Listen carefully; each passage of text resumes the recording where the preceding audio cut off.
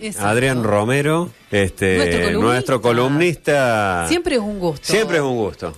Porque es el reencuentro. Es el reencuentro, es el momento. Es del trío de esta criatura, de alguna manera, en los orígenes. Así que siempre un gusto tenerlo acá de nuevo, porque siempre nos deja algo para pensar y es desde dónde venimos, ¿no? Por supuesto. ¿Desde dónde venimos? En la radio. De la radio. ¿De dónde venimos? Muchas gracias. También para mí es un gusto reencontrarme acá en esta columna mensual, ya casi. Claro. Podríamos decir. Hoy lo que vamos a anticipar es que sería conveniente que los oyentes también, porque hay imágenes, migren, aprovechen para consumir también en YouTube para ver las imágenes. Sí. Y este sería el tercer encuentro de un ciclo en el que se pensaba como una especie de previa al centenario de la radio, el centenario de la radio en Villa María en 1927. Nosotros en el primer encuentro lo que habíamos hecho era como describir cuáles eran las condiciones sociales y tecnológicas de Villa María en la década del 20, como para que explicar el contexto en el que se incorpora esa tecnología, que era la posibilidad de emitir. ¿Y cuáles eran algunos de los protagonistas de esos inicios? Y las actividades. Exacto. Que era casi toda gente dedicada por ahí algunas actividades que no necesariamente están vinculadas o asociadas con la radio, sí, pero con experimentar, ¿no? Sí, experimentar. En una doble condición, aficionados, porque, se interesaban sin mayores dominios, pero sí con algún grado de curiosidad importante y también a veces con algún grado de conocimiento, de dominio para armar los primeros aparatos de emisión de sonidos y después de recepción. Eso lo habíamos visto en el primer programa. En el segundo habíamos trabajado un poco más la figura de la fotografía, donde es el único registro visual. Lo estuvimos acá difundiendo. Para los que no lo vieron, vayan a buscar en el video la anterior. Foto en la que se veía el primer staff de la primera emisora de la radio Broadcasting Villa María, que funcionó en 1927 y que tenía la particularidad de que había muchas mujeres, y porque eso también nos daba un indicio de que cómo era el perfil de esa radio a comienzos en Villa María, pero también en Argentina. La radio de sus comienzos era musical, por lo tanto muchas de esas mujeres que estaban allí eran ejecutantes de instrumentos y que tenían la tarea de musicalizar las tandas y también de actuar en vivo, digamos, las pocas horas de transmisión, aunque era una radio comercial, tenía anunciantes, tenía avisos, pero esos avisos eran además locutados, musicalizados, ¿sí? Eso era un buen elemento que teníamos. Hoy lo que nos vamos a concentrar es en dos momentos que hubo en la historia de la radio, del consumo de la radio en Villa María en la década del 1920 y 1930. Podemos identificar que hubo una transición, hubo un primer momento para el cual tenemos también algunas ilustraciones, las fotografías 1 y 2, nos van a servir para ilustrar este momento. Son fotografías que registran, podríamos decir, una primera etapa de colaboración. ¿Qué pasó con la prensa local, con los periódicos de Villa María respecto de la novedad tecnológica de la radio? En esa etapa colaborativa, podemos decir, una actividad fue la de informar.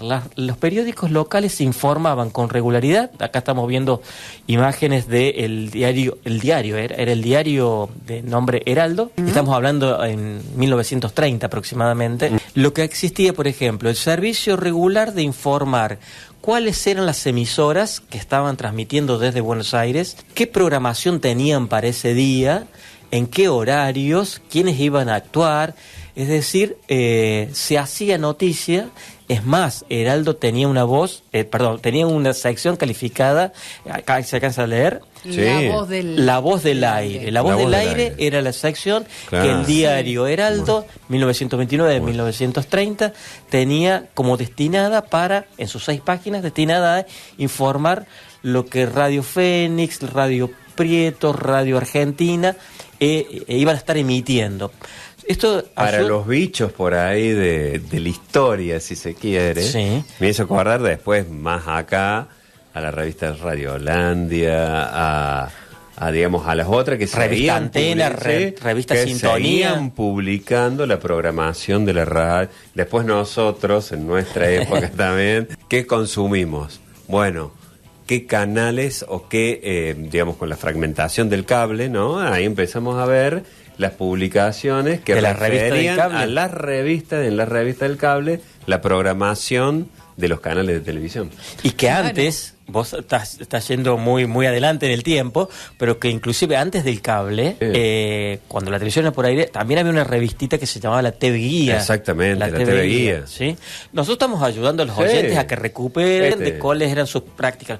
Pero está bien el dato porque esto nosotros teníamos que en la prensa de Villa María también estaba en sintonía, para usar el término, tal cual, estaba en sintonía con lo que era la prensa periódica del momento, claro. Es decir, de informar, por un lado, lo que veíamos recién del aviso, digamos, de esa sección informativa, y esta segunda ya tiene que ver con otra dimensión también en la prensa escrita, que es la de hacer noticias como las actividades culturales, artísticas más claro. asociadas al mundo del espectáculo. Era el gran furor la radio, claro. Por lo tanto empezaba a generar ya noticias acerca de qué orquestas habían actuado, en claro. qué emisoras, si habían estrenado algún tema, si había una conformación nueva. Recordemos que ya hemos dicho... O sea, eran pequeños resúmenes de los programas que ya salían habían salido al aire. O habían salido. Por ejemplo, leo un fragmentito que lo tengo acá a mano. El debut de Ignacio Corsini, tal como hemos anticipado ayer a las 20 horas por Radio Nacional y 20 y 30 por LR10, hará su presentación en el Palacio el cantor Ignacio Corsini acompañado de sus guitarristas, ¿no? Y ahí habla también de todo un escenario de cómo era la música, ¿no? La importancia, la centralidad que tenía la música en ese periodo, que hacía que la prensa local tuviera esos dos registros. Por un lado, el servicio informativo, es decir, sepan oyentes, que también son lectores de este diario, sepan oyentes que hoy van a poder escuchar en tal horario y en tal emisora esta programación. Y a su vez le daba la información ya más... podríamos decir, como el análisis de lo que había sido, es decir, como un registro un poco más específico. Claro. Que en relación a esta prensa especializada de la que vos hablas, que empieza a tener esos tal nombres cual. De Radiolandia, Sintonía y Antena. Es decir, alguien que se interesara, algún lector que se interesara por el mundo de la farándula o por las carreras de los artistas o el estreno de algunas piezas, todo está en sintonía con la centralidad que tenían la música en vivo en ese periodo, escuchada en la radio, que era un mueble que estaba instalado en los hogares. Hay que pensar, hay que hacer el esfuerzo de ubicarse en que es un espacio de entretención, el consumo de la radio, antes de la televisión, antes del teléfono, antes de los celulares. Había otro aparato. Un aparato muy atractivo, que operaba como una especie de mágica, porque era la posibilidad de escuchar, no en un espectáculo, en un teatro, en una actuación en vivo, sino la actuación en vivo que llegaba a partir de la transmisión en un mueble en torno al cual se reunía la familia para esa sintonía y para ese consumo, para ese disfrute.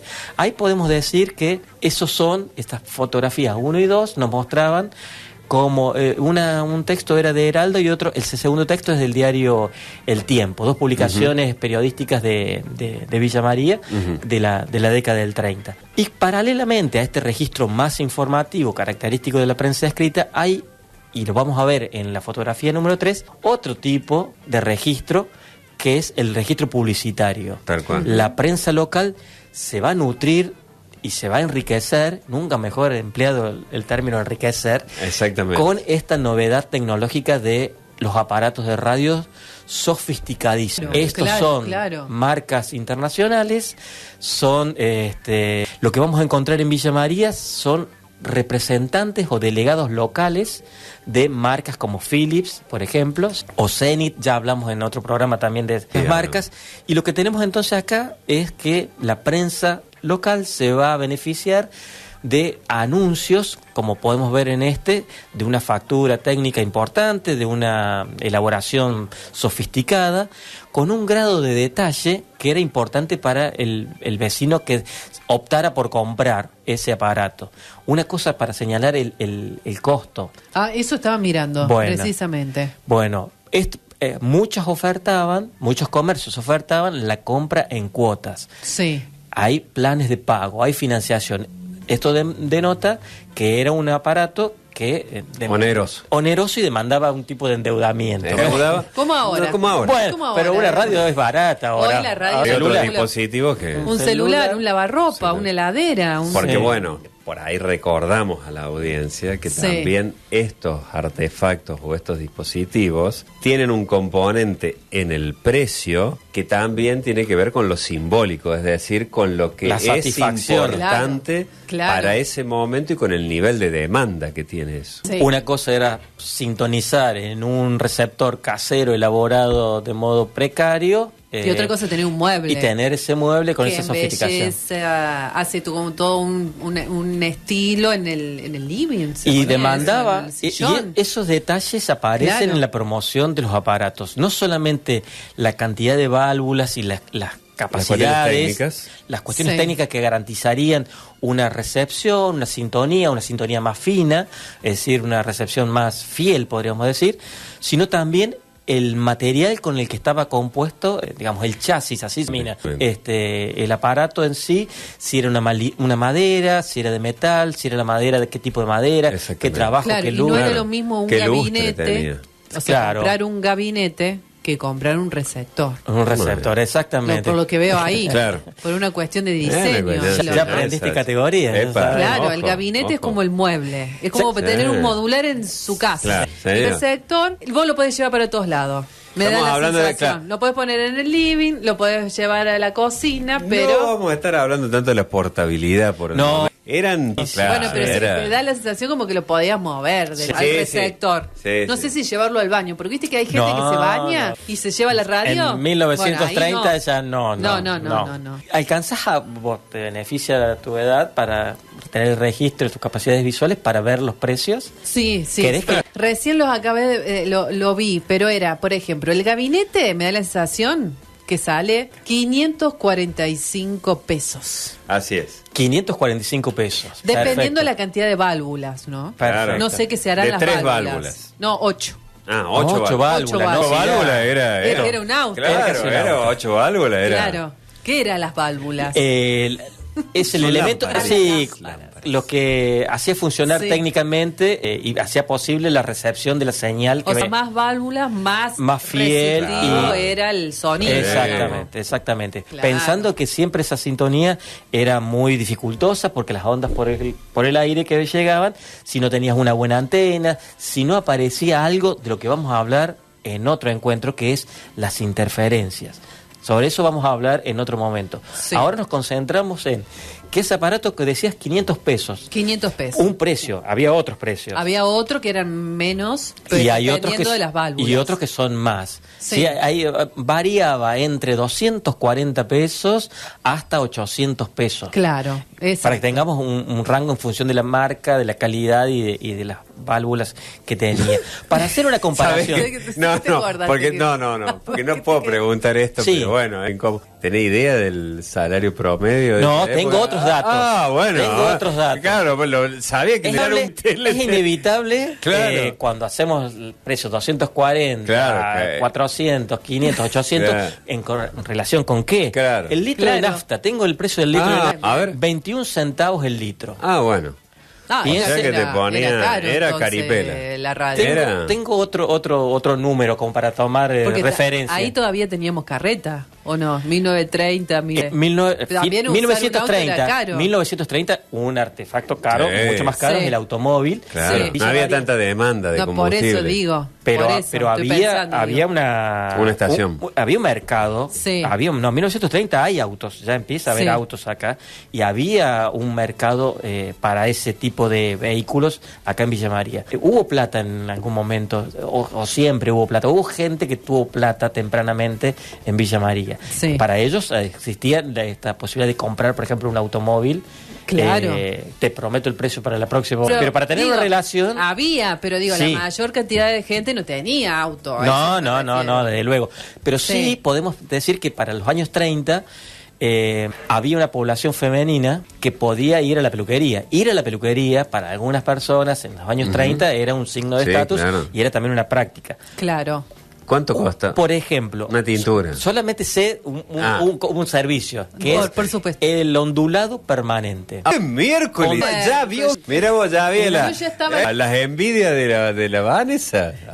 Ya estaba la moda entonces. Yo no conozco de el la rubro. Vanessa le clavé el Claro, artículo. no conozco el rubro, pero por ejemplo, croquiñón. Sí, la croquiñón. Croquiñón, no sé creo que es la permanente. Cristian va a buscar la croquiñón, porque para la gente que después ve este video, va a quedar la croquiñón. Creo que tiene que ver con el ondulado. Es también un tipo de ondulado de cabello. Eso valía 10 pesos. 10 pesos. 10 pesos. Pensemos en litro de nafta, 21 centavos el litro y 10 pesos el peinado para hacer 40 litros de nafta, más o menos, 40 y pico litros de nafta, 48 litros de nafta. Un tapado de piel, tengo también un tapado de piel, que podemos pensar con... Esto planificado. No, porque me iban a preguntar cuánto... Bueno, un tapado de piel podía costar más o menos 240 pesos. Es decir, o sea, una radio valía más o menos lo que podía salir un tapado de piel. ¿Sí? Sí. Recordemos de la Casa de las Pieles, que bueno, ya no existe más el comercio. No, está bien, pero está bueno esa comparación porque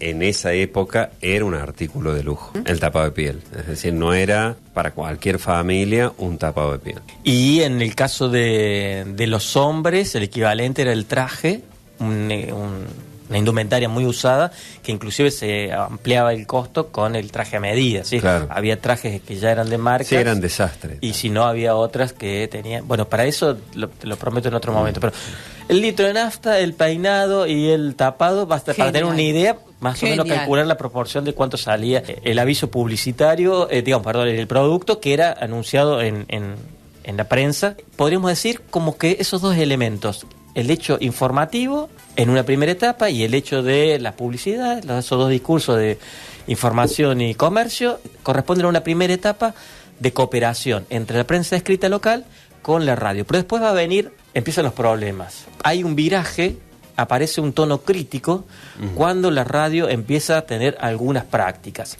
Podemos ver en la fotografía 4 e ilustramos. Esta era la... Sí, bueno, esta es todavía no es la etapa crítica. Esto todavía es la etapa cooperativa.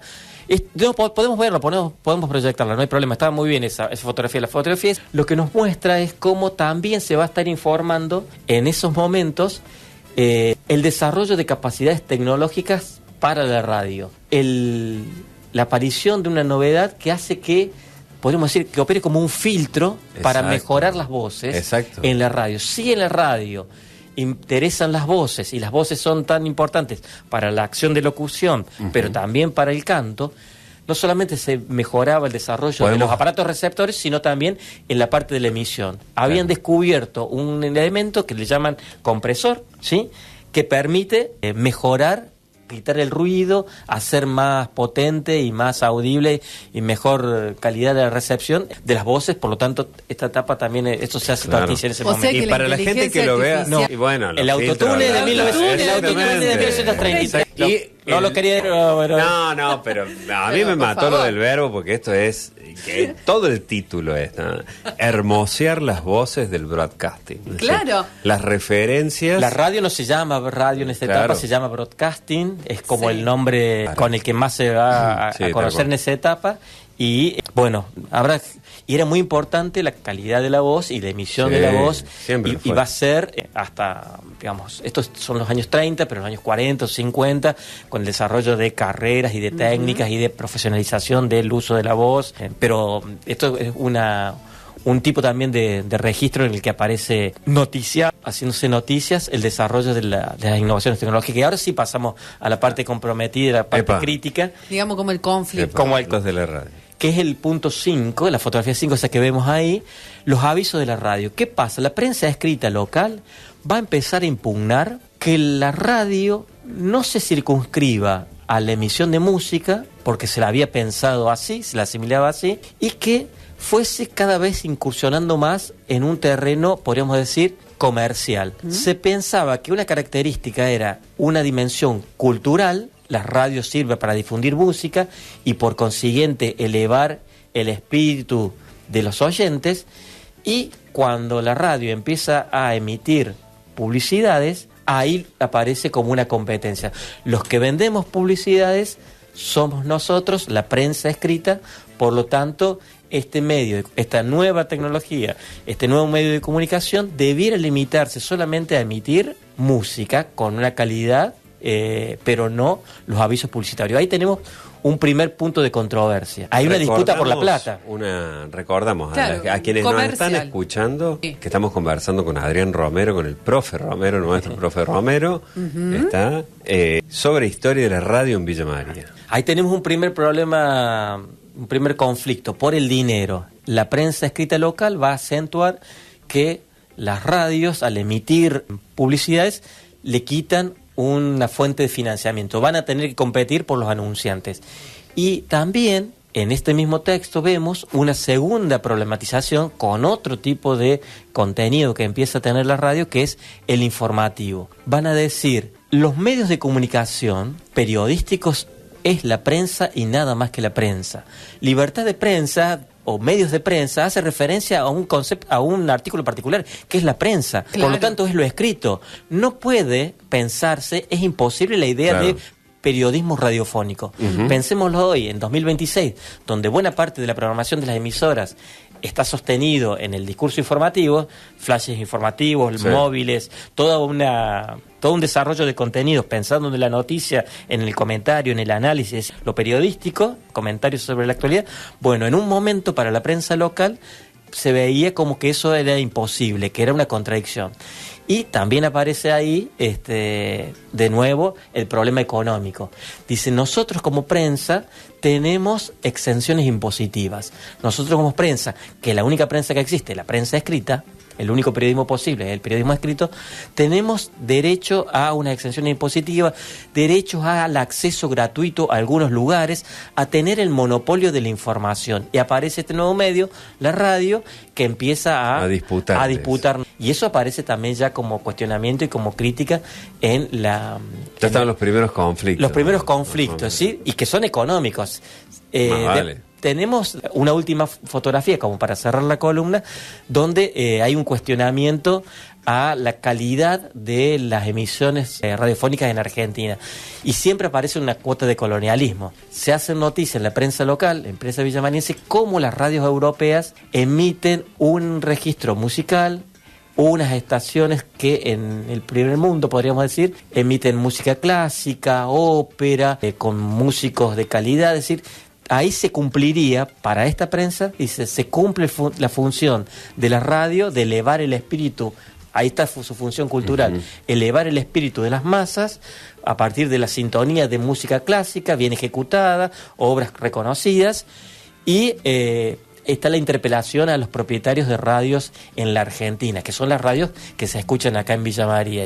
Debieran los propietarios de radios, los administradores de broadcasting, imitar ese ejemplo, dejarse de emitir publicidad, dejarse de hacer noticias y limitarse a la emisión de música y ser una caja de música como siempre fue pensada, hasta que el uso social, la apropiación social la fue resignificando. Pero ese conflicto que aparece acá también aparece en la prensa de Buenos Aires y en otros lugares, pero es significativo cómo hay un pasaje y siempre aparece eso que te gusta a vos, el ecosistema mediático que se va transformando. La prensa escrita hace defensa de su privilegio para entrar gratis a la cancha, para entrar gratis a las funciones de cine, para gratis a los lugares, tener reconocimiento. Eso podemos pensarlo todavía hoy. Cuando vemos un vehículo, que dice prensa, ¿sí? La palabra prensa, cuando vos ves en las Emundo el camarógrafo que está con el atuendo característico de la chaqueta, o prensa, ¿sí? Quedó ahí. Bueno, a esa palabrita... Es un signo de distinción en este caso, digamos, por supuesto, porque hay determinados privilegios que tienen esa casta. Está bien, pero por ahí es la casta periodística. Pero sí claramente condensa prensa a la imprenta. Entonces, a una de las revoluciones tecnológicas más significativas. O sea, hasta estamos hablando de la máquina de vapor, estamos hablando de, primero, la imprenta, la máquina de vapor y en el último tiempo las computadoras, ¿no? Entonces, es muy interesante porque se condensa en una sola palabra toda esa variedad.